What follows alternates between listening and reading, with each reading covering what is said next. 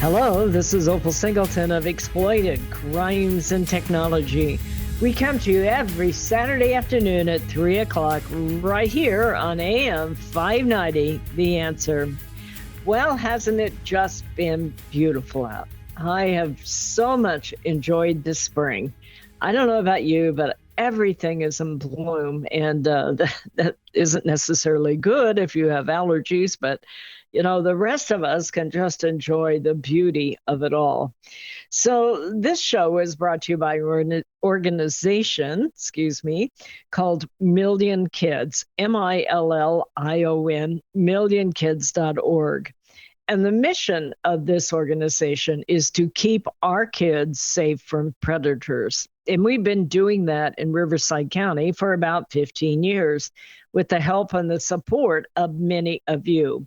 We are a 501c3 nonprofit organization. We've trained about somewhere between 500 and 700,000 people about things like online social media exploitation. That's when our kids get crazy and decide they want to send a nude photo to somebody they've never met, and it never ends good, trust me. Or they get involved in sex trafficking, and that is oftentimes where they're held against their will, or their proceeds that they've earned are taken and like that, and it's extremely abusive. Normally, I don't talk about things like fentanyl and drugs and that kind of thing, but I wanted to make today an exception because I was reading about a couple of cases that happened here in Riverside.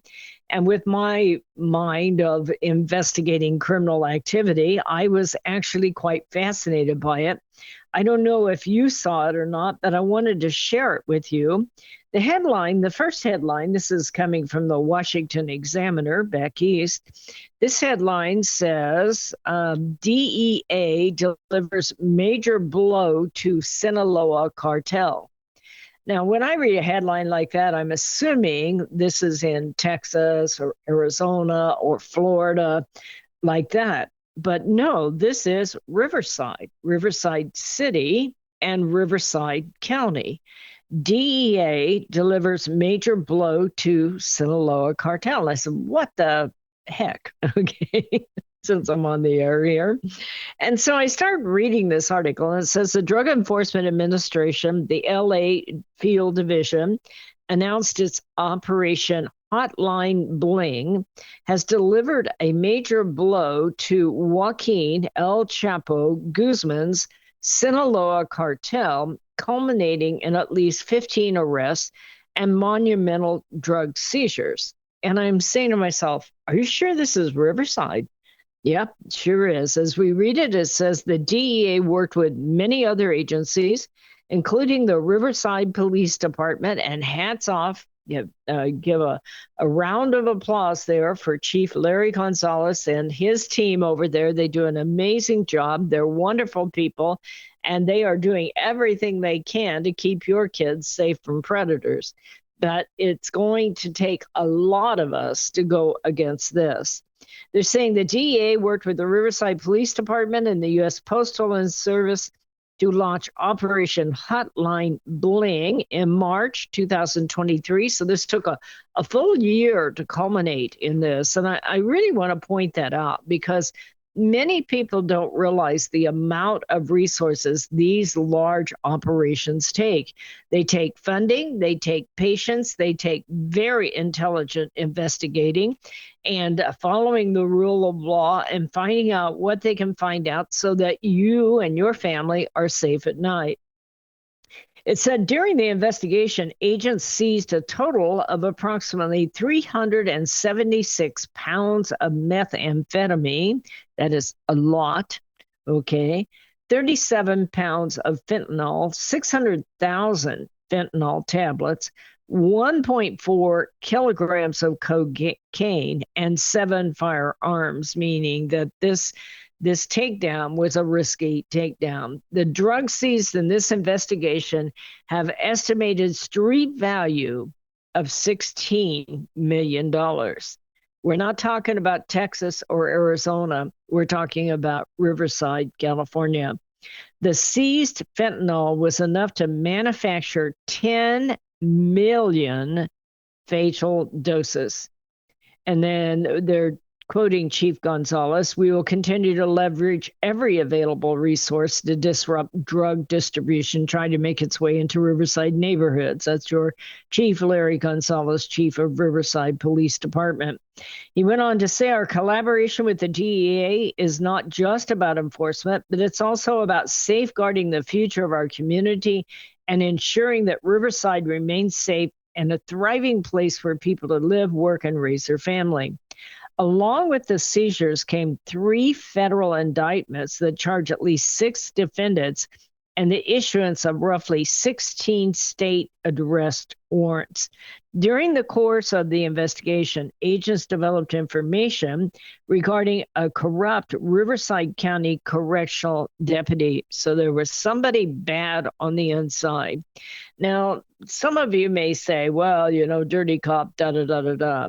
But I say hats off to both the Riverside Sheriff and the Riverside Police Department, Riverside County Sheriff and the Police Department, for paying attention and being willing to investigate and going out and getting this guy out of off the street, because he is, in fact, it looks like, now this is alleged, you have to go through a court system and be prosecuted with a full course of the law.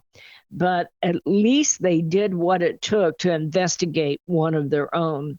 As they looked at this, they found out that there was a potentially corrupt Riverside County correctional deputy.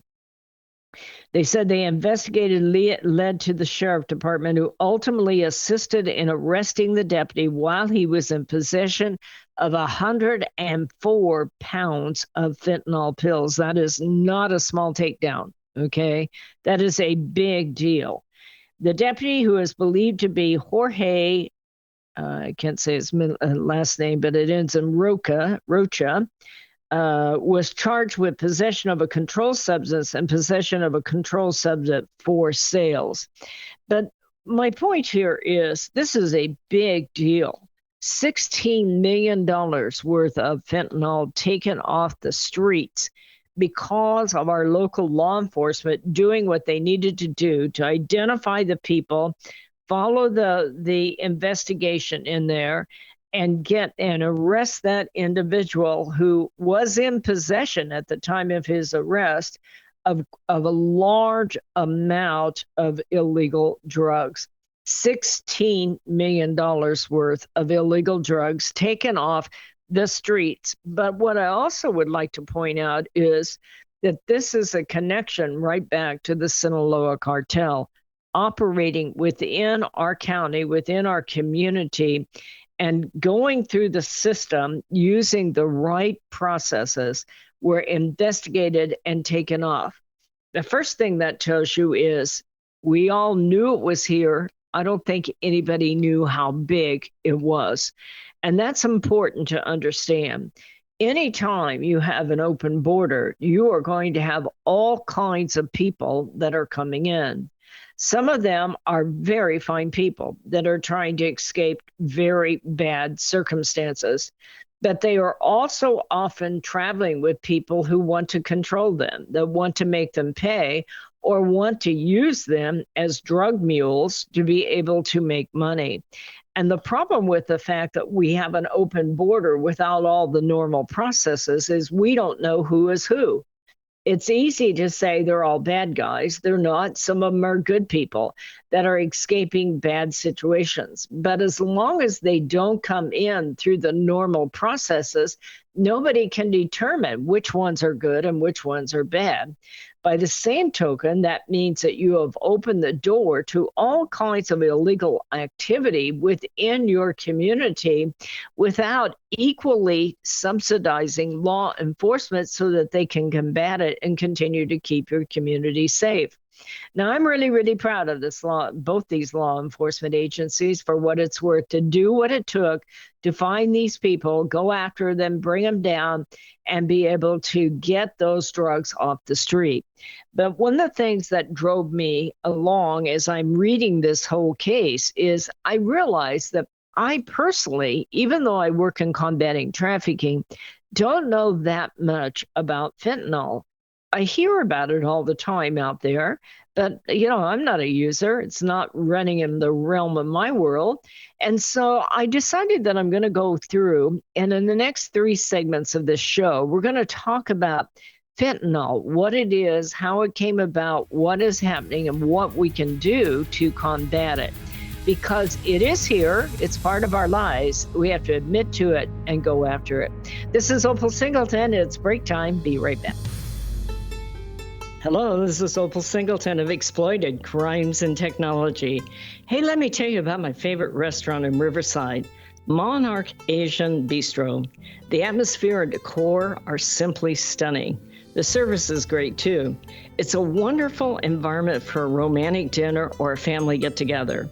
It's not just another Chinese restaurant. The Monarch Asian Bistro is upscale, and it serves Thai food as well as unique Asian-inspired dishes that are just fabulous.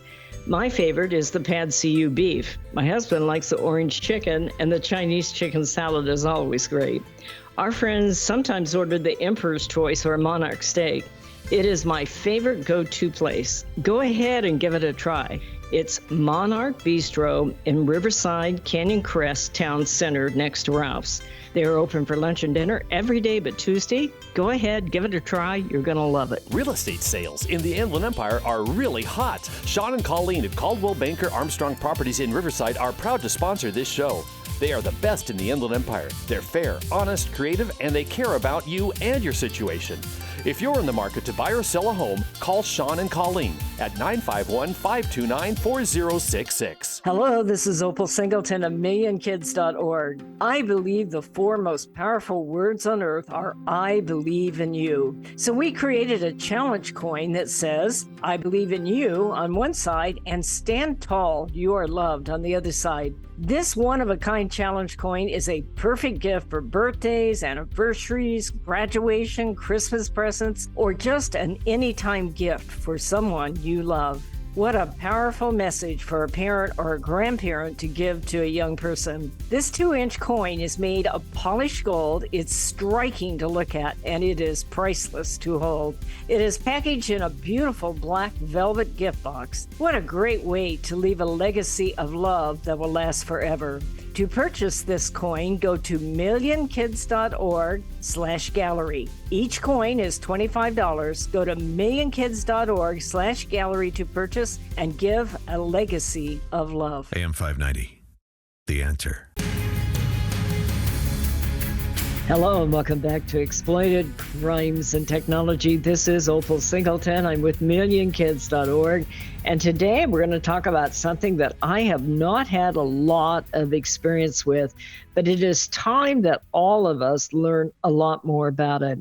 So as I shared with you in the first segment here is that Riverside County and Riverside City last week had a major takedown of a drug bust of the Sinaloa Cartel. Took over $16 million worth of drugs, mostly fentanyl drugs, off the street in your community, and I applaud them. But as I often will hear about fentanyl, I thought to myself, and forgive me if you're already an expert on this, but I am not, even though I hear about it. I thought, what do I really know about fentanyl? And I thought the main thing that I know is that the precursor is made by the Chinese and shipped over to Mexico. And then Mexico makes it into fentanyl. And this is the source of my knowledge. And they bring it into the U.S. People die and they make a lot of money. And they split the money between Mexican cartel money laundering and Chinese money laundering. And it's a fascinating thing when you start to look at it from a crime standpoint. But when you look at the human aspect of fentanyl and what it is doing to our society, it is really, really scary. So I looked this up. I got several sources here. And one of them, fentanyl is a highly potent synthetic opioid primarily used as an analgesic. I can't say that word. It's a medical term. It is 20 to 40 times more potent than heroin and 100 times more potent than morphine. The primary clinical use is pain management for cancer patients and those recovering from painful surgery. It is also used as a sedative. Depending on the method of delivery, it can be fast-acting, and ingesting a relatively small quantity can cause an overdose. Fentanyl works by activating opioid receptors. I have a whole new vocabulary here. I'm having trouble pronouncing it. Fentanyl is sold under the brand names Actic, Duragesic, and Sublimaze. So I'm looking at all this, and they're saying the adverse effects can be similar to other narcotics, including opioids, such as addiction, confusion, respiratory depression, drowsiness, nausea, muscle rigidity, constipation, loss of consciousness, hypotension, coma, and death. So it says that alcohol and other drugs like cocaine and heroin can synergistically exacerbate fentanyl side effects. So as I'm looking at this, I began to look at other articles that I found on it, and they were saying that it is a Schedule II controlled substance similar to morphine, but 100 times more potent. And you're saying to yourself, why on earth would the average person ever subject themselves to this? And I am thinking that the average person, or even those that are struggling with things like homelessness and like that, probably have no understanding about what they're about to get into. So as I'm reading through this, it's saying patients prescribed fentanyl should be monitored, no kidding. And they're saying that watch out for misuse and abuse. Illicit fentanyl, which is really where this is coming about, is manufactured in foreign labs and smuggled into the U.S., mostly through Mexico, distributed across the country, and sold on the illegal market. Fentanyl is being mixed, and this is why I wanted to share this with you, because I say to myself, how do you know you're getting this, and how do you keep from getting involved in it? Fentanyl is mixed with other illicit drugs to increase the potency, sold as powders and nasal sprays. I had no knowledge of that. Increasingly pressed into pills to make it look like legitimate prescription opioids. Because there is no official oversight or quality control, the counterfeit pills often contain lethal doses of fentanyl with none of the promised drug. And I say that because I think to myself, all of those things that are sold online. And I'm more and more skeptical of ordering online homeopathic type things, because I think to myself, where was this manufactured? What's in it? What's the quality control? How do I know when I take it, I'm getting what they say? And so it makes me wonder about buying online things that are not necessarily prescription, but what is to say that what you're taking is really what it is? And especially if you're on Facebook, they have a whole group of stuff, ED stuff they're selling out there, and get yourself young looking, and, lower your blood pressure and help your poor knees, and all the things that Facebook does. And I say to myself, how do we know those things that we're ordering, where are they manufactured, and how do we know they don't contain other things? It says because of its potency and low cost, drug dealers have been mixing fentanyl with other drugs, including heroin, meth, and cocaine. Producing illicit fentanyl is not an exact science, and that's where it really goes wrong. 2 milligrams of fentanyl can be lethal depending on a person's body size, tolerance, and past usage. DEA analysis has found counterfeit pills ranging from 0.02 to 5.1 milligrams, more than twice the lethal dose of fentanyl per tablet. This is coming from the DEA, by the way, this notification. 42% of pills tested for fentanyl contained at least 2 milligrams of fentanyl, considered a potentially lethal dose. So 42% of what they were testing was lethal. Drug trafficking organizations typically distribute fentanyl by the kilogram. 1 kilogram of fentanyl has the potential to kill, get this, let me slow down and make sure that you get this loud and clear. 1 kilogram of fentanyl has the potential to kill 500,000 people. 1 kilogram. It is possible for someone to take a pill without knowing it contains fentanyl. It's also possible to take one that contains fentanyl with no way of knowing that it has a lethal dose in there.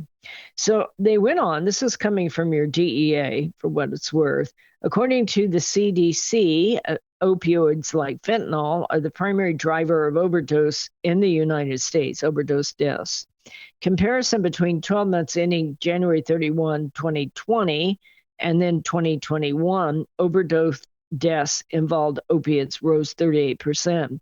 But that's 2022. And as we get into 2023, that number goes up dramatically. I'll share that with you in a minute. Unless a drug is prescribed by a licensed medical professional and dispensed by a legitimate pharmacy, you can't know if it's fake or legitimate. Without lab testing, there's no way of knowing the amount of fentanyl in any individual drug.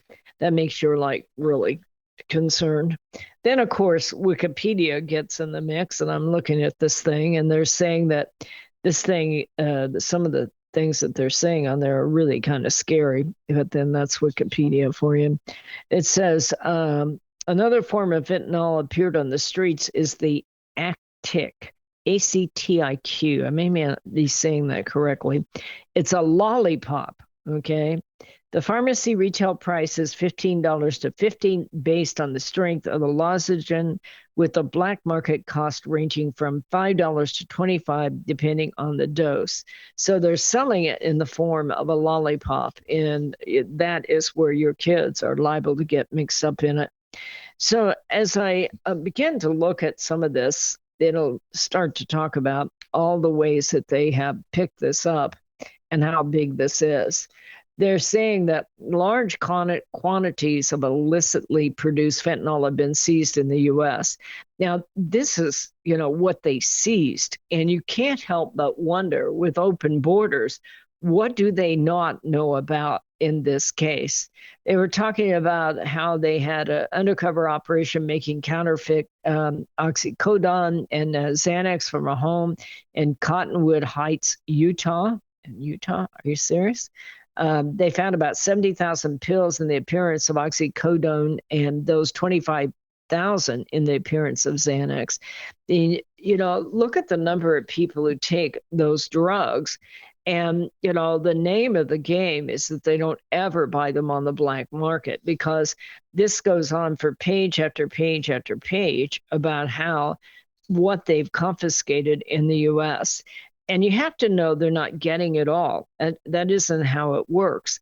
This is a serious situation, and it really makes me think that we really need to be serious about ordering our stuff from a licensed pharmacy and be careful what you're taking. More important, it's important to have that conversation with our children. My name is Opal Singleton. It's break time. We're going to be right back. Societal Shift, A World Without Borders and a Home Without Walls. This is the most important book you will read this year, especially if you have children or grandchildren. We are living at the most important time in all of history. In 2020, the entire world will be connected by internet, more than 6 billion people coming together. Technology will provide many great advantages for our kids, but a world without borders for our kids is also a world without borders for pimps, predators, pedophiles, cartels, and organized crime. It is a home without walls because 87% of the kids sleep with their phone. It is the greatest societal experiment of all time. Our kids are technology geniuses, and their parents are technophobic. Some are techno-impotent. New apps come with no warnings on how a predator will use them against our kids. Advancing technologies like encrypted messaging, vaporware, artificial intelligence, cryptocurrency, and the dark net will challenge law enforcement, teachers, and parents to keep kids safe. Recent research states that 9,000 kids a day are being blackmailed with a naked photo, and 58% will meet their predator. It is indeed a societal shift, and one in which most parents are unprepared. If you are a parent or grandparent, teacher, counselor, or social worker, please take time to read Societal Shift, Only $18.99 plus $6 shipping. Order today at millionkids.org. That's millionkids, millionkids.org. It'll be the greatest gift you can give your family and yourself.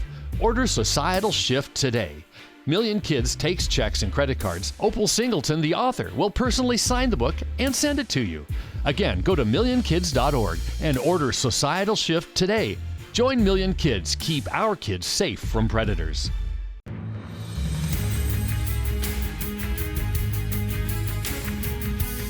Hello and welcome back to Exploited Crimes and Technology. This is Opal Singleton, and we are talking about fentanyl and what it is and the impact of it and the fact that it is often right here in our own community.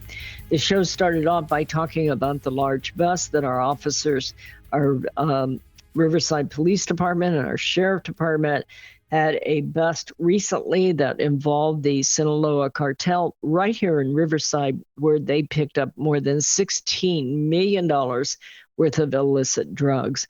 And I'm very, very proud of them. But as I was thinking about that, I thought, you know, how much do I really know about that? Even though I work in things like, you know, sex and labor trafficking, where sometimes drugs are involved, I really haven't been trained in fentanyl. And I thought to myself, I suspect that you, as the public that listen to this show, probably aren't educated in it either.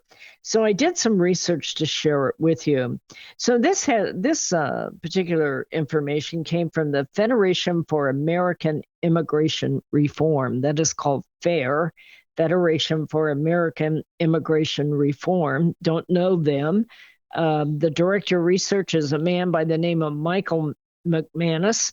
Looks like a fine young man in the picture, but he gave us some really good facts that I wanted to share with you.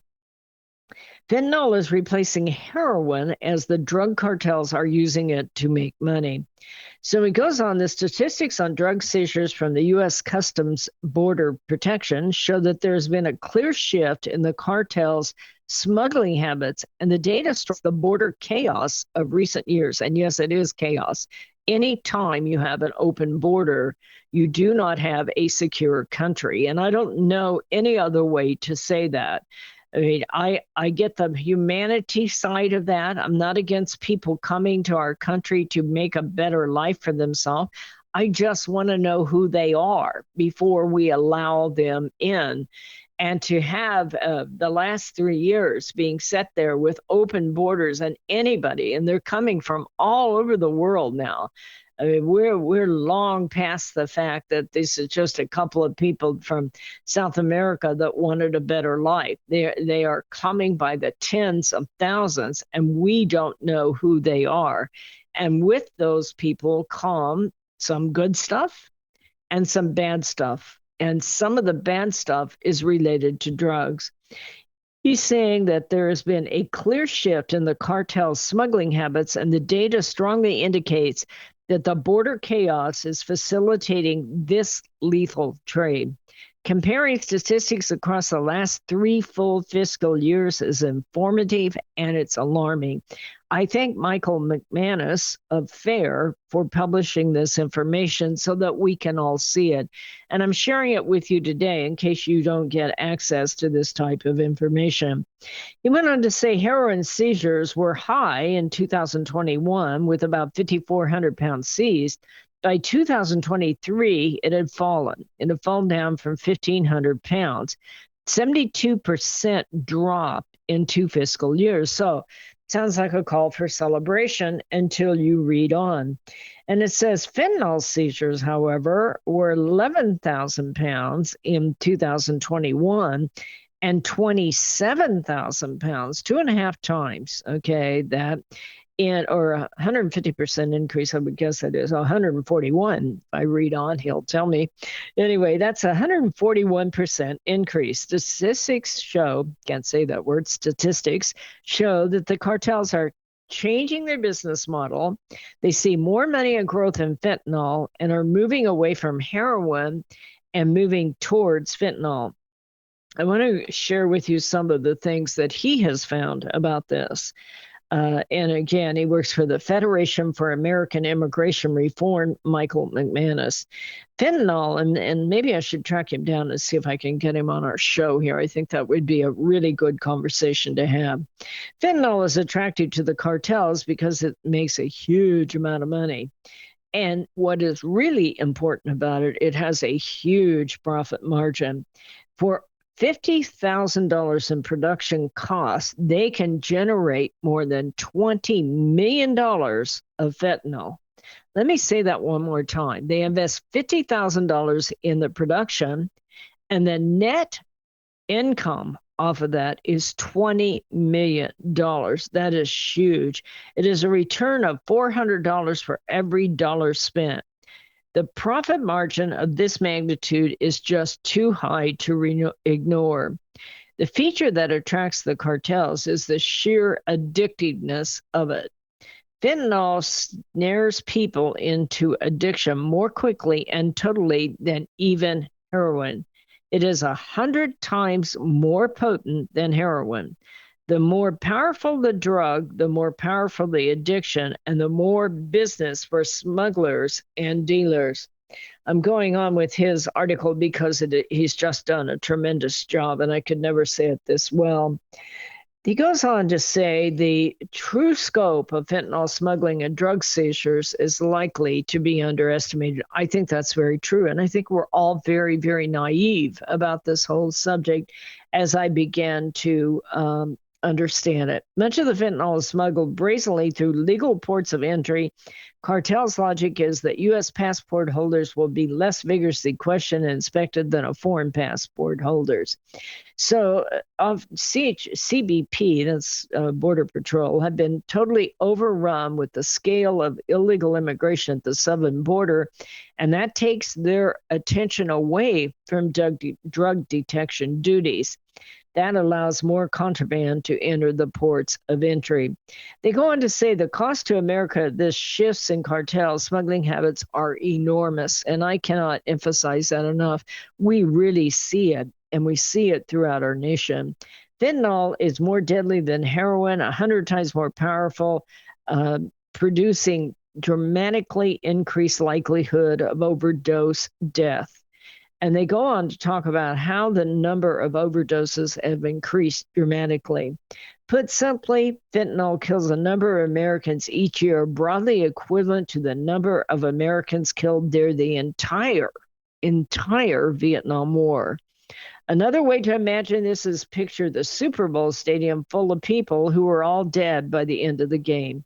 The human cost is extraordinary, and they lose family members to addiction, crime, prison, death brought on by fentanyl.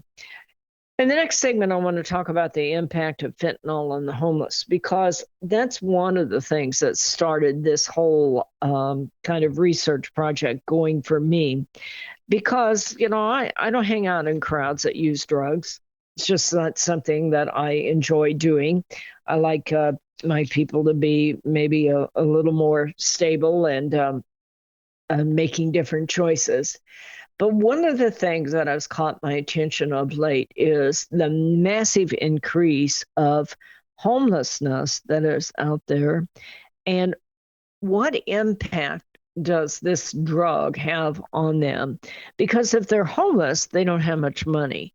And and then you always say, should I give them $5? Should I give them $10, $20?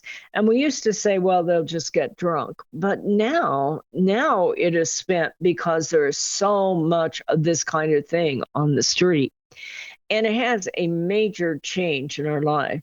But it also has a way of affecting our kids and even our elderly who might be buying this online. But we need to sit down with kids and have them do a research project of what fentanyl is. It's one thing to wag your finger at a kid. It's another thing for them to understand what it is they're dealing with and how to be sure that they don't get caught up in it. I did not realize that you can take it nasally. I just thought they were a bunch of pills, but there are many ways that you can ingest fentanyl that can get to you. And I think that it's important. I think is a very important homework assignment or a family research project together to find out what it is, what it looks like, where it comes from, and why people get caught up in it and what happens to them. I think most of us, have some general idea that that's bad stuff, but we don't know how bad or why. And I do think that that's one of the things that we need to prepare our kids for. The same as like sending a naked photo online and why you don't want to. It is important not to just say, you be careful out there now, but to be able to talk in facts and knowledge so that they know exactly what is happening and how not to get caught up in it and be able to, talk about anybody they know that is doing it, that they might be able to share with someone else to help them get help. This is a really different time in our lives. Life is much more complex now as our kids can be accessed by technology, not just at school. And these conversations are truly important. My name is Opal Singleton. It's break time. Be right back. Hello, this is Opal Singleton of Exploited Crimes and Technology. I want to tell you about a book I wrote called Seduced, The Grooming of America's Teenagers. It's all about how predators access, groom, recruit, and exploit our young people using social media, online gaming, video chat rooms. Technology is changing at the speed of light, and we have to understand how to keep our kids safe from predators. So you can get this book by going to www.millionkids.org. It's $16. I'll sign it and I'll ship it to you personally. We hope that you will order this book, educate yourself about how to keep our kids safe in this day of changing technology. Join us each Saturday for our radio show at Exploited Crimes and Technology at 3 o'clock on AM 590. The Answer. Custom Service Systems, a proud supporter of Million Kids, is a family-owned and operated commercial cleaning company servicing the Inland Empire and surrounding areas since 1974. CSS takes pride in their ability to maintain the business facilities they serve and their long-lasting relationships with their valued clients. CSS provides a variety of cleaning systems customized to client needs, including deep cleaning and disinfectant to be COVID-19 compliant. From basic office cleaning to windows and floors, CSS will clean up your mess so you don't have to stress. Custom Service Systems cares about families and communities and wants to give back. Custom Service Systems are proud supporters of Million Kids to keep kids safe from predators. If you need the best cleaning services for your business or corporation, contact Custom Service Systems at cssclean.com. Again, cssclean.com or call 951-781-9345. That's 951-781-9345. You will know you found the best. Custom Service Systems. Hello, this is Opal Singleton of Exploited Crimes and Technology. Let me tell you about my friend Doris Anderson at Remax Realty in Upland. She is amazing. She's kind, she's patient, but she listens. And she's informed, and she will help you with your real estate transaction in a way that works for you. Doris, in full disclosure, often supports the work of Million Kids because she cares about young people. But she knows how to analyze a market, how to market a property, and how to find just the right transaction for both buyers and sellers. If you're looking to buy or sell real estate or invest in income property, contact Doris Anderson at Remax Realty 951-733-8899. That's 951-733-8899. 951-733-8899. AM 590. The Answer. Hello and welcome back to Exploited Crimes and Technology. This is Opal Singleton. I'm the host of your show. I am the president and CEO of an organization called Million Kids, and we usually reach out into the community to help combat labor and sex trafficking and also online social media exploitation. And I don't normally get involved in the issue related to fentanyl and drugs, other than some of our kids that are trying to get out of a lifestyle they've chosen. often are connected to that. But since we had such a large bust of a drug case here in Riverside, where Riverside PD and Riverside Sheriff Department literally confiscated $16 million worth of drugs here in our community, I thought it was helpful to have this conversation with you, our audience. Just for what it's worth, if you want to support our work in educating the public, you can certainly do that by going to millionkids.org. But one of the things as I was researching fentanyl and trying to understand the power of it, the other thing that I thought, and I have thought for a long time, is that when I see homeless people, my first inclination is to assist them, help them. I wouldn't want that life for myself, sleeping on a concrete bed somewhere. Anybody can come along as a woman and rape you. I've had various people that I've worked with in the past tell me that a homeless woman is a raped woman, because literally they have no protection out at night when they're sleeping out in the public. But as I've come to understand, so many of these people are high on some sort of drugs, or they may be dealing with a mental illness, or both. And so I did a little research to see about how fentanyl is affecting the homeless population. This article came from the LA Times. The powerful synthetic opioid, can't say that word, fentanyl is behind rising deaths in the homeless population. So it's coming from the LA Times, and this was an article that was printed out there. It said overdose is an absolute plague in the homeless community. This is coming from Darren Willett, Director of Harm Reduction at the Homeless Healthcare Center in LA. By the way, I want to give a shout out for all the homeless center people that work here in Riverside and San Bernardino County. I know one of them is Path of Life. And it is very, very hard work working with homeless people. And the burnout rate is just tremendous.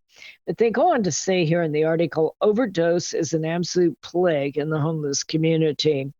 The medical coroner preliminary estimate of deaths in LA County related to homeless people, 1,383 deaths of homeless people. That was in the year 2020, a year-over-year increase by 9%. Now, this is 3 years later, and I can guarantee you that number has not gone down. I would be amazed to hear. I have not been able to find any concrete evidence of that. It says the county's second annual report on homeless mortality found that drug overdoses were responsible for just under 30% of the homeless, by far their leading cause, as they go in there and start to calculate that. And they're saying methamphetamine determined to be nearly 2/3 of the cause of death. The presence of the powerful synthetic opioid, fentanyl, in the mix of drugs generally found in a person's system more than doubled. Okay, almost 41% of homeless. So it is a huge and powerful impact on their life. Their lives must be miserable out there. I think about it when they're raining, when they're sleeping, when they're going up and down the street with their possessions. And, a lot of them do not seem to be in their own faculties, if you will.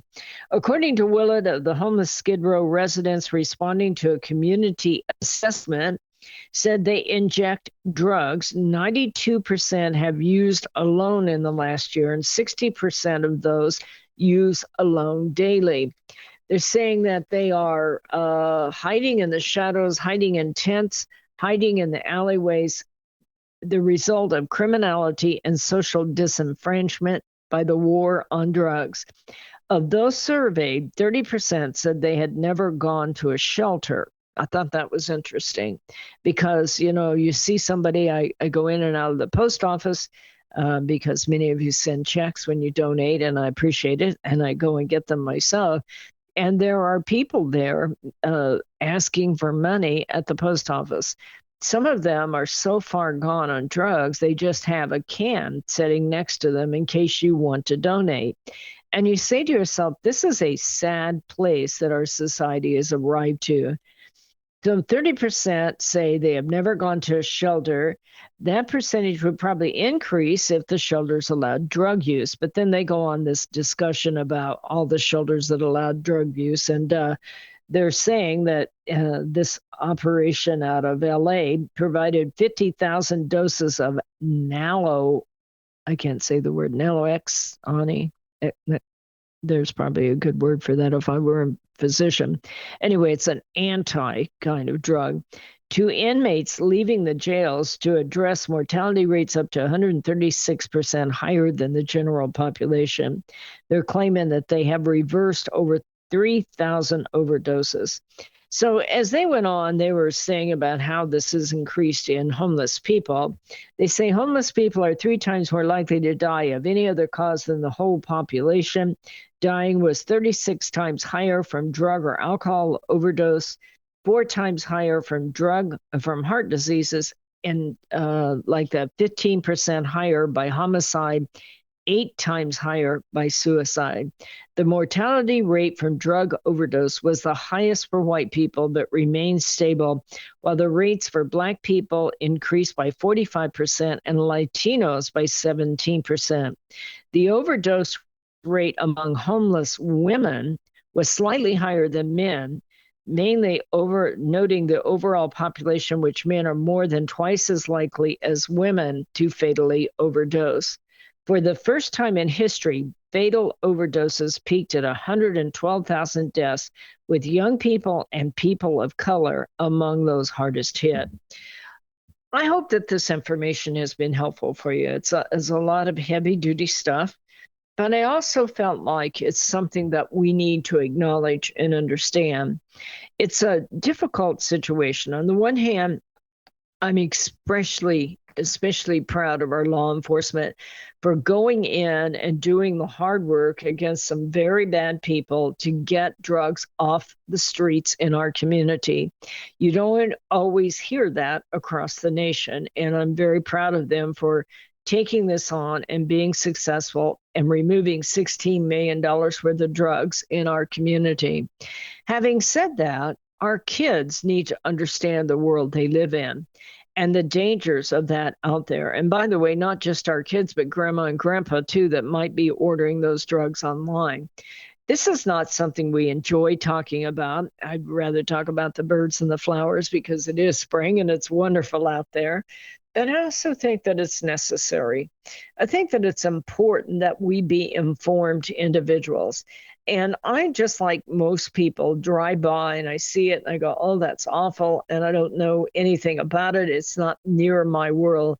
But I think that we cannot afford to not educate ourselves. And, where possible, be able to provide intervention or support programs that will help people in need. But I also think the most important thing we can do is have this be a research project for our kids. They need to understand the world we live in. As this progresses over time, this whole thing of open borders is opened the door for people to be able to come and go at will and bring in whatever they want into our community. And, being able to catch up with them is a cat and mouse game. It's a matter of being able to identify it and be able to prosecute and investigate. But the truth is, you can't possibly get everyone here that is trying to do something illicit in our community. With open borders comes crime. It comes a lot of good people, but people in need in many cases. And it also comes with people with criminal backgrounds. And it's important that we understand the world we live in and take a look out for each other. My name is Opal Singleton. This organization is called Million Kids, millionkids.org. If you want to support our work, we would truly, truly appreciate it. It is really all about keeping our kids safe. And that's really the work that we do. That's what we care about. And that's why we do it. And we've been doing it now right here in your community for 15 years. I hope you'll take time this week to take a deep breath, look at the beautiful world out there, put your arms around your family, let them know how proud you are of them and how much you love them. We'll see you next Saturday at 3 o'clock right here on AM 590, The Answer. This message is all about Million Kids, the organization that helps locate missing kids throughout Southern California and educates to keep kids safe from predators. Million Kids educates school administrators, teachers, parents, and teenagers how predators identify a potential victim and the methods they use to recruit innocent kids. BMW of Riverside is a proud supporter of Million Kids. Visit BMW of Riverside at the Adams Street exit off the 91 freeway or click bmwofriverside.com.